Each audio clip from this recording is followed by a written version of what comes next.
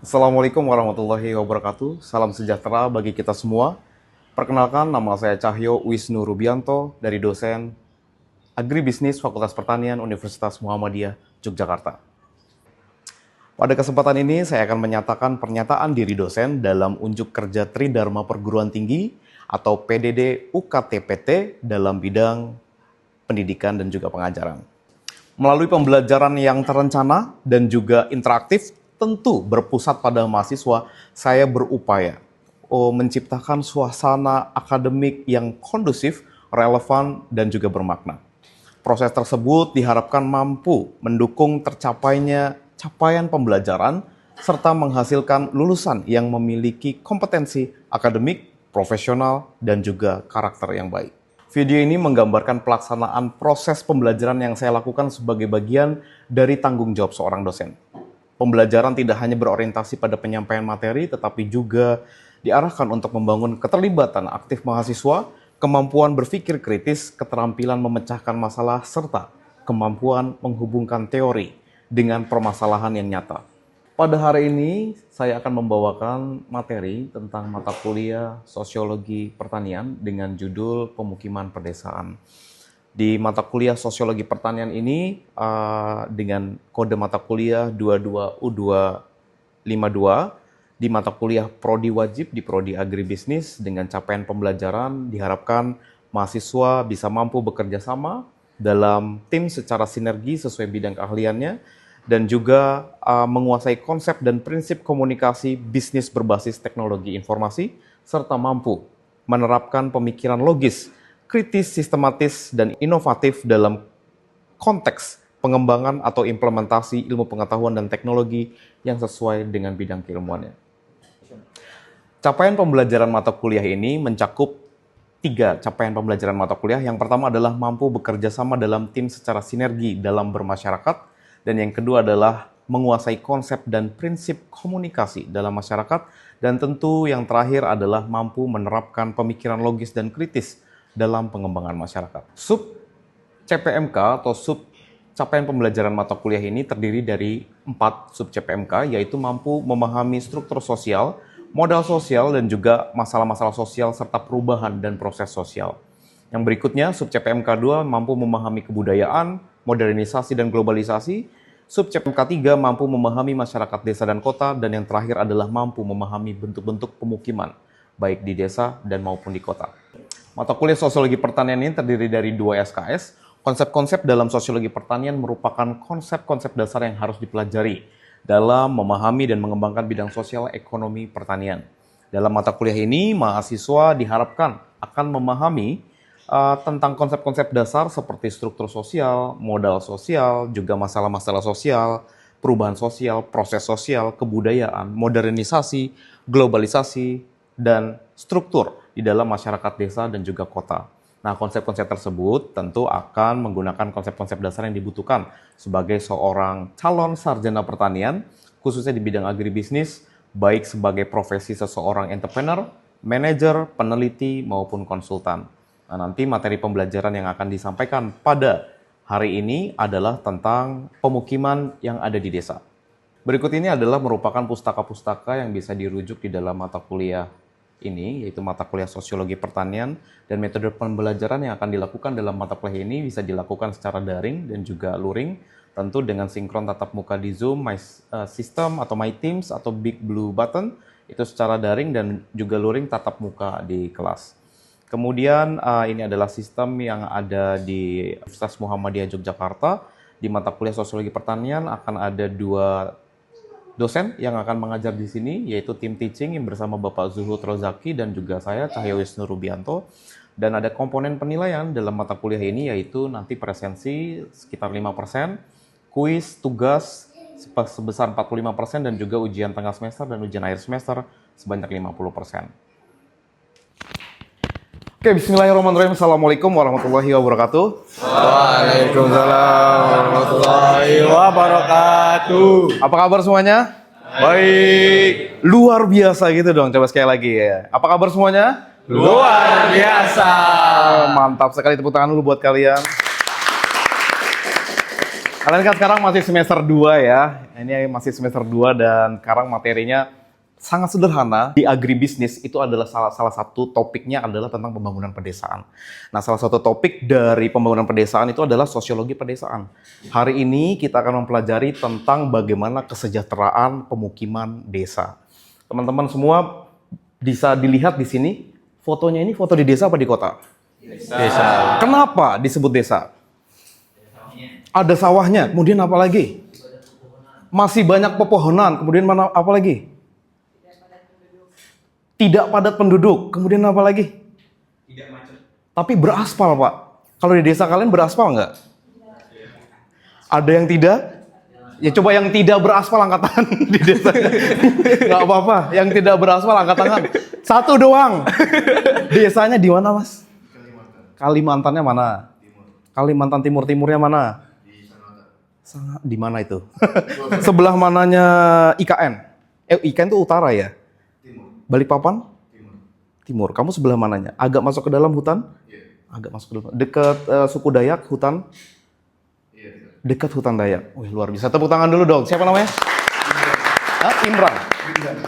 Oke, berarti desanya tadi ada yang tidak beraspal. Berarti ada bagian desa di Indonesia juga yang masih jalannya belum baik. Dan itu hal yang biasa.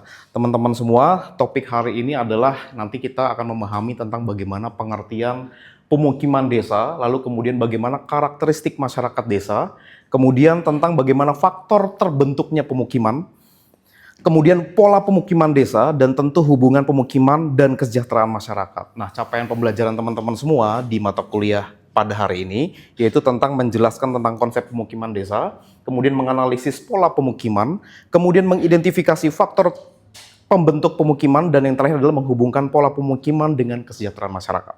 Kita akan cek, saya akan bertanya lagi kepada Anda. Apa salah satu alasan utama itu orang tinggal berkelompok yang berkaitan dengan kebutuhan dasar manusia? Kenapa? Kan kalau di desa itu pasti berkelompok dulu ya, betul kan? Kenapa? Dulunya sebelum ada desa, kira-kira mereka bagaimana tinggalnya? Pernah nggak Anda memikirkan sebelum ada desa itu nenek moyang kalian tinggalnya di mana? Pernah nggak membayangkan? Berpindah, apa disebutnya dulu? Nomaden. Saya menemukan itu saat saya penelitian S3. Jadi saya penelitiannya di Laos, meskipun saya S2, S3-nya di Jepang, saya penelitiannya di Laos. Dan saya menemukan orang-orang itu masih berpindah satu ke tempat lainnya. Untuk saya menuju ke desa itu, saya harus jalan kaki dari jalan raya terdekat 8-10 jam ke dalam gunungnya. Dan di dalam gunungnya itu, mereka berpindah-pindah. Rumah dengan tanpa dinding. Hanya atap dari seperti dedaunan, kemudian alas tanahnya hanya menggunakan tanah ya, alasnya. Kemudian tiang-tiangnya hanya dari bambu atau kayu. Dan mereka masih nomaden. Tahu nggak mereka kenapa nomaden? Kenapa mereka hidupnya nomaden? Bosen? Bosen lah pindah gitu ya. Nomaden. Yang lain, kenapa kira-kira? Nomaden. Hasil taninya, kemudian resources, sumber daya. Ternyata mereka itu menggunakan sistem pertanian ladang berpindah. Nah, jadi karena sistem pertaniannya ladang berpindah, misalnya nih, tahun ini dia membuka 1 hektar. Lalu kemudian tahun depannya dia harus pindah membuka lagi 1 hektar. Lalu 1 hektar yang sudah dibuka gimana Pak? Yang sudah dipanen? Dia dijadikan hutan lagi. Jadi hutan ditebang, kemudian ditanam, kemudian setelah panen dia pindah lagi ke hutan yang lain, ditebang lagi, dibakar, ditanam, kemudian yang lainnya dijadikan hutan lagi. Biasanya akan berputar 10 tahun, makanya setiap tahun dia pindah. Dan itu ada di Laos. Dan saya saat pergi ke Laos tahun 2018, kemudian datang ke sana, saat itu baru saja resettlement. Resettlement itu adalah baru dipindahkan. Yang tadinya nomaden dibentuk sama pemerintah. Nih, saya sediakan kampung atau disediakan desa. Disitulah terbentuknya desa. Pertanyaannya adalah apa salah satu alasan utama orang akhirnya mau berkelompok? Termasuk di nomaden itu berkelompok. Kenapa? Kenapa dia mau berkelompok sih? Tahu nggak? Dekat sumber mata air. Betul. Ada lagi? Ada lagi selain sumber mata air?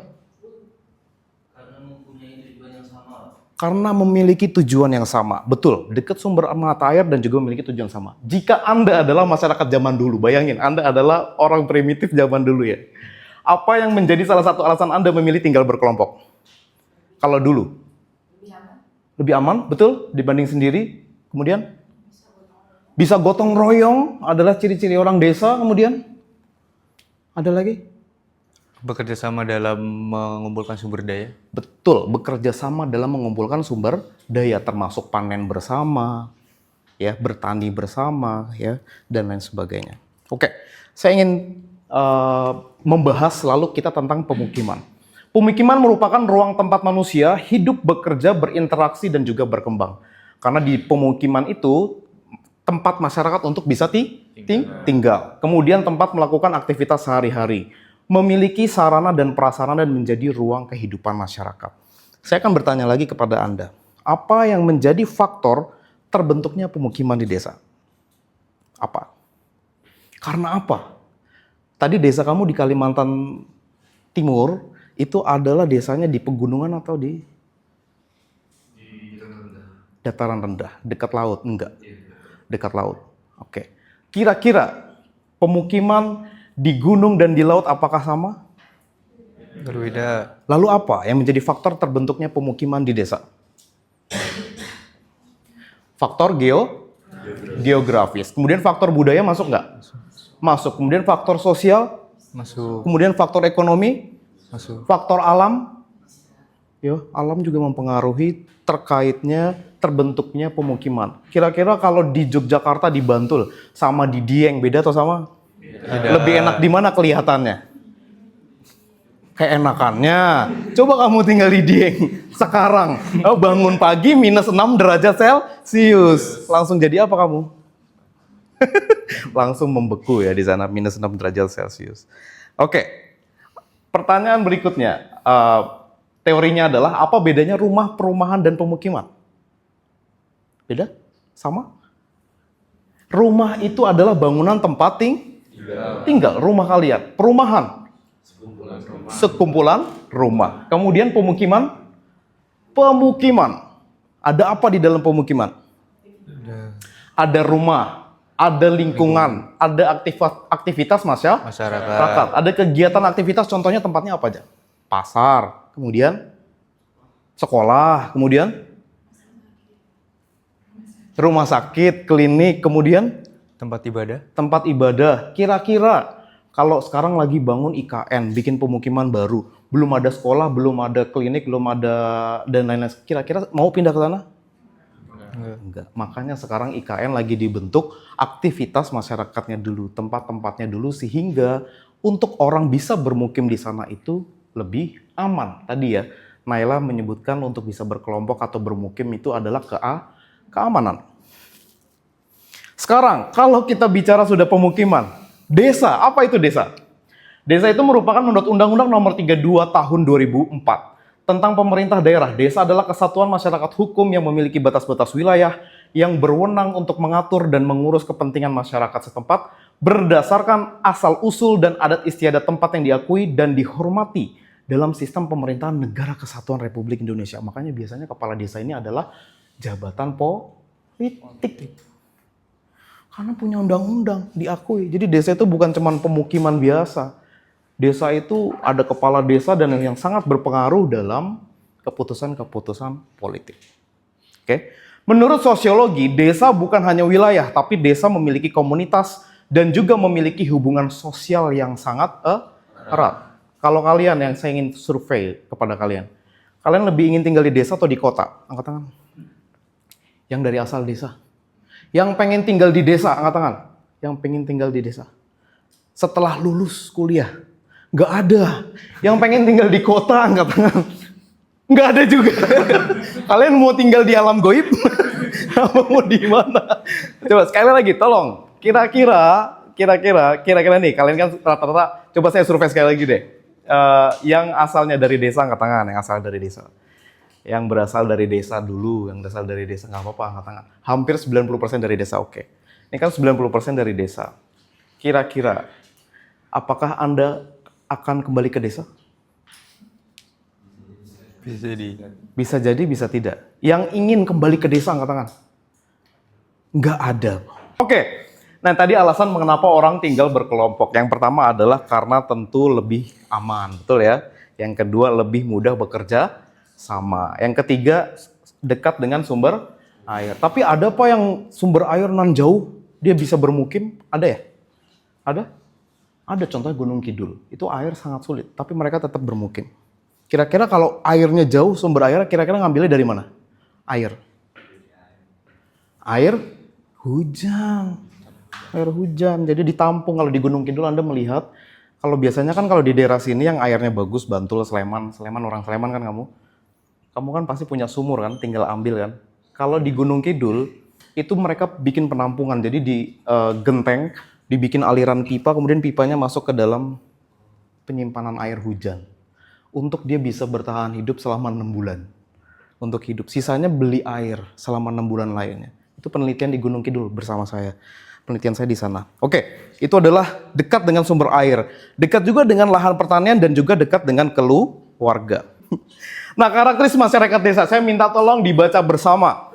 Karakteristik sosialnya adalah Gotong royong, kemudian hubungan kekeluargaan, kemudian adat yang kuat. itu adalah ciri-ciri karakteristik desa di Indonesia. Beda kalau di Jepang nggak gini. Di Jepang itu banyak desa ditinggalin. Ini ciri-ciri desa di Indonesia. Maka kalau Anda tinggal di desa, utamakan gotong royong, hubungan kekeluargaan, memiliki adat yang kuat. Itu adalah wajib. Harus Anda miliki.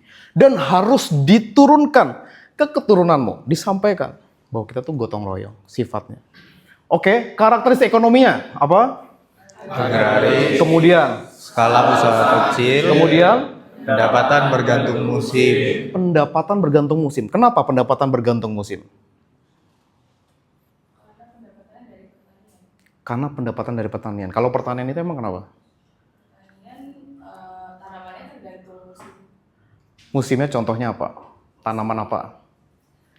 Musim kemarau, Musim kemarau, kemudian tanamannya? padi, Kemudian kalau toge? toge musim kemarau. Toge seminggu sekali bisa panen. Kan di SD pernah ya?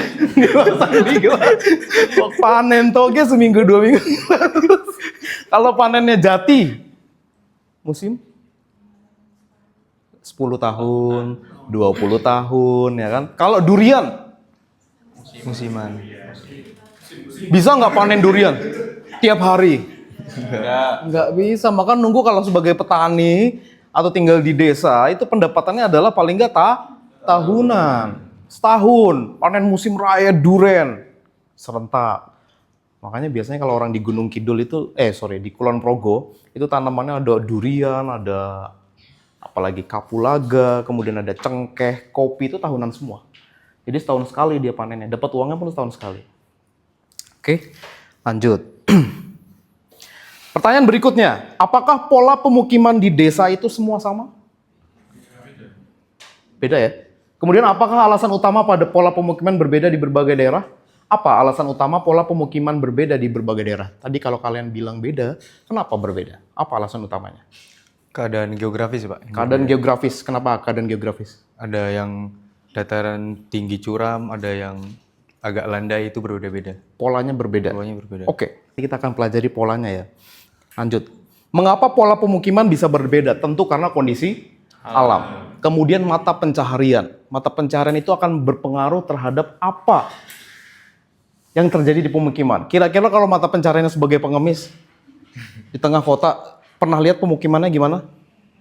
Bisa di kolong jembatan, dia bangun rumah kerdus dan lain sebagainya. Iya nggak? Iya kan? Tapi kalau misalnya dia sebagai petani, dia harus menjaga irigasi, menjaga airnya bersih. Kira-kira pemukimannya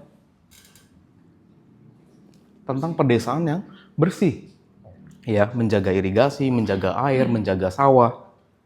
Budaya itu sangat mempengaruhi nggak?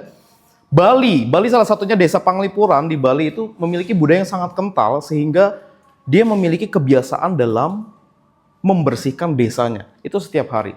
Gara-gara memiliki budaya itu dan kemudian dia memiliki budaya yang masang sesaji ya.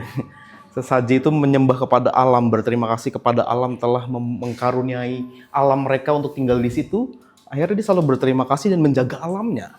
Sesimpel itu, keyakinan dan adatnya. Sehingga dinobatkan sebagai desa terbersih di dunia. Itu desa Panglipuran. Budaya sangat mempengaruhi. Kemudian sejarah, itu juga sejarah mempengaruhi ya. Kemudian transportasi mempengaruhi. Ya, kalau transportasi Anda kuda tiap hari kira-kira gimana, Mas? Mau di Kalimantan Timur kuda terus. Kalau misalnya transportasinya bajingan, tahu bajingan nggak? Yang orang Sleman tahu ya. Kalau yang orang bukan luar Sleman nggak tahu kan bajingan? Nggak tahu bajingan? Bajingan apa coba Mas jelasin bajingan, Mas? Tahu saya itu sebutan buat yang nyupir sapi. Ya, biasanya dia pekerjaannya adalah sebagai bajingan. Pekerjaan yang nyupir sapi. Modelnya kayak andong, tapi dia bawanya sapi. Ada 2 biasanya, Mas ya? Ada 2 atau 4? 2 ya, kiri kanan biasanya ya kan? Nah itu ya. Transportasi juga mempengaruhi tentang pemukiman. Oke, nah ini adalah jenis-jenis pola pemukiman. Pola memanjang, ada yang datar, ada sarana jalan rayanya. Tadi seperti di gambar yang pertama, ingat ya. Biasanya ada pola yang seperti ini. Di desa kalian ada yang seperti ini?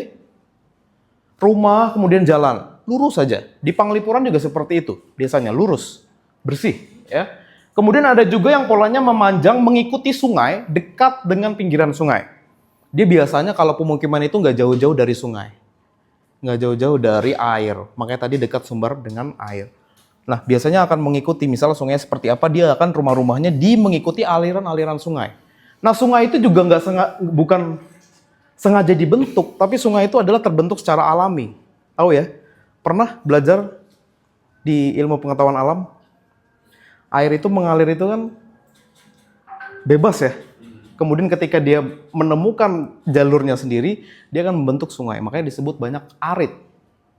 Selokan kecil yang terus kemudian secara sejarah dia menjadi aliran-aliran sungai-sungai kecil. Nah ini seperti ini ya.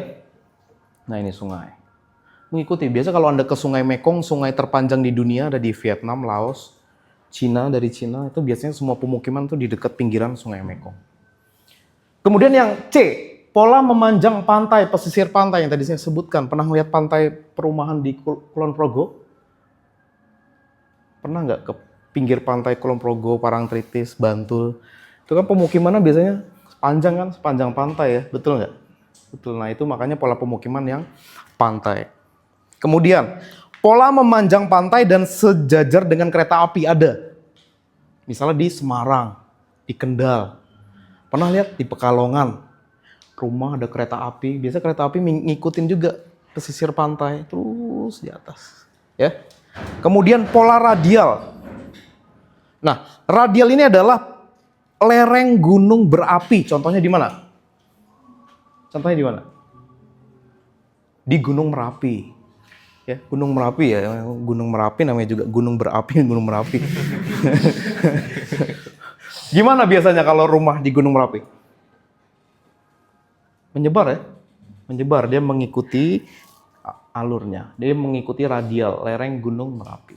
Kemudian, pola tersebar nih biasanya di dataran rendah. Bisa di daerah kamu, betul nggak? Biasanya tersebar ya? Tersebar. Saking tersebarnya kemudian nggak beraturan? Atau beraturan? Nggak beraturan. Rumahnya nggak beraturan. Oke, ada lagi yang lain? Belum tergambarkan desa kalian? Rata-rata sudah seperti itu ya? Oke. Oke, sampai sini apakah ada pertanyaan? Silakan. Yang ingin bertanya, boleh. Gimana? Saya ingin bertanya tentang bagaimana dampak nyata tentang tata pola pemukiman ini yang salah justru mengakibatkan kegiatan sosial ekonomi ini berdampak buruk bagi kesejahteraan petani. Adakah contoh nyata dari yang ada di Indonesia ini, Pak? Di Indonesia, maksudnya pola pemukiman yang buruk, kemudian mempengaruhi kesejahteraan petani. Oke. Ada yang bisa jawab? Kira-kira ada nggak contohnya? Menurut kamu dengan pola pemukiman itu berpengaruh terhadap kesejahteraan yang buruk? Kita ambil contohnya tadi ya. Contoh pola pemukiman yang tersebar atau tidak merata. Secara kesejahteraan menurut kamu di desa kamu gimana? Kesejahteraan mereka? Masih stabil. Mata pencahariannya adalah pertanian? Kelapa sawit? Kelapa sawit. Kebanyakan semua kelapa sawit. Dan kalau kelapa sawit biasanya semua petani itu pakai truk untuk transportasi ke lahannya. Dan jalanannya itu tanah. Semuanya tanah liat. Pola pemukimannya tapi di tengah hutan tersebar atau dia bersatu di pemukiman di desa kamu? Rumahnya tersebar. Dia nggak berkumpul. Tidak berkumpul, berarti rumahmu di tengah hutan. Nggak di tengah hutan juga, tapi tersebar sampai dalam hutan. Jadi misalnya satu rumah, dia di antara tengah-tengah hutan sawit. Kemudian untuk ke tetangga satunya lagi butuh jarak berapa kilo? Satu rumahnya yang lain. Sekilo. Berapa? 200. 100-200 meter. 100-200 meter lagi. Ini pola yang tersebar, mengikuti biasanya lahan dari kebutuhan geografis, yaitu kelapa sawit yang ada di desa. Nama desanya apa tadi? Sangatta di Kalimantan Timur. Apakah ada kemudian pola pemukiman mempengaruhi kesejahteraan gitu ya? Tentu ada. Nah, makanya pola pemukiman itu biasanya akan dibentuk dan harus diatur oleh pemerintah sebagai kepala desa untuk bisa mempersatukan tentang bagaimana mata pencaharian mereka, kemudian pekerjaan mereka, apa yang mereka lakukan, apa yang mereka akan tanam, itu harus dilakukan dan harus diatur. Makanya kenapa kalau kita belajar ke Jepang, itu semuanya teratur. Bangunannya diatur. Kerapihan itu akan membuat selain estetik, tapi kesejahteraan untuk petani itu meningkat. Kenapa kesejahteraan bisa meningkat? Karena nanti banyaknya turis datang, desa wisata contohnya. Ya kan, tadi di desa Panglipuran. Bahkan kalau tidak teratur, sampah tidak diatur, pertaniannya tidak teratur, mereka mau ngejemurnya di mana misalnya ya, ngejemur hasil pertaniannya. Itu akan sangat mempengaruhi dari kebiasaan dan akhirnya sistem yang ada di desa tersebut. Oke, good question. Pertanyaan berikutnya ada? Boleh? Tadi kan waktu manusia itu tinggal berkelompok, maksudnya rasa aman ya Pak. Tapi kenapa masih banyak juga masyarakat yang memilih tinggal di daerah rawan bencana kayak misalnya gunung, dan itu tuh kan akses pasarnya juga sulit. Itu kira-kira kenapa? Kenapa masyarakat tetap bertahan Iya. tinggal di desa yang rawan bencana, contohnya Gunung Merapi? Kira-kira kita dekat nggak ke Gunung Merapi? Kenapa Anda masih bertahan di dekat Gunung Merapi? Kenapa Anda masih bertahan di Gunung Merapi? Ya, kenapa kira-kira? Kenapa? Misalnya dulu pernah ada Gunung Merapi meletus besar sekali. Ingat nggak tahun berapa? Di Jogja. 2010, rumahmu di Sleman, dekat Gunung Merapi. Enggak. Slemannya mana? Saya itu lahirnya di Sleman di rumah sakit UGM. Ya, rumah sakit UGM. Disebut banget ya. Kasihan itu yang 2010 itu. Tahun 2010 itu di Kasihan. Kebetulan kerabat saya itu ada di daerah Gelang. Heeh. Nah, itu mereka kena dampaknya juga. Kena dampaknya juga. Dan akhirnya gimana? Mengungsi. Fungsi kasihan. Terus rumah kamu yang di Kasihan kena abu juga.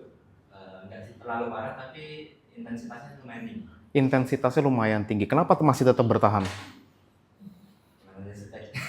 Ya, karena biasanya orang sudah memiliki mata pencaharian di sini. Meskipun Mbah Marijan ya katanya dulu kuncinya di sana, tetap aja dia tinggal di sana. Ataupun beberapa villa, rumah, kan sekarang makin banyak hotel dibangun ya. Tetap bisa dibangun karena kenapa? Karena pertama, dia bencana itu nggak muncul setiap hari. Ya nggak? Dan tahu bisa diatasi. Makanya biasanya karena mereka sudah memiliki mata pencaharian. Karena semua sudah settle di lingkungan itu. Dan yang ada adalah bagaimana kita beradaptasi dalam lingkungan. Oke, terakhir dari saya adalah tentang refleksi. Kita balik ke refleksi. Nah ini, pemukiman bukan sekedar tempat tinggal. Bukan sekedar tempat tinggal, melainkan bentuk pemukiman dipengaruhi oleh banyak faktor. Dan pemukiman mempengaruhi kehidupan sosial dan ekonomi masyarakat. Perencanaan pemukiman yang baik dapat meningkatkan kesejahteraan masyarakat. Dan membangun desa tidak selalu dimulai dari membangun rumah, tapi dari memahami bagaimana masyarakat hidup, berinteraksi, dan berkembang dalam ruang tempat mereka tinggal. Sekian dari saya, sekaligus nanti akan ada tugas studi kasus untuk dikerjakan di rumah masing-masing tentang perubahan pemukiman pedesaan akibat pembangunan dan perubahan mata pencaharian yang sudah ada di sistem ya, di My Class, dan nanti akan ada pertanyaan, silakan didiskusikan dan dijawab minggu depan akan dikumpulkan dan akan langsung disampaikan ke saya. Terima kasih. Khairul kalam. Wassalamualaikum warahmatullahi wabarakatuh. Waalaikumsalam warahmatullahi wabarakatuh. Tepuk tangan dulu buat kalian semua.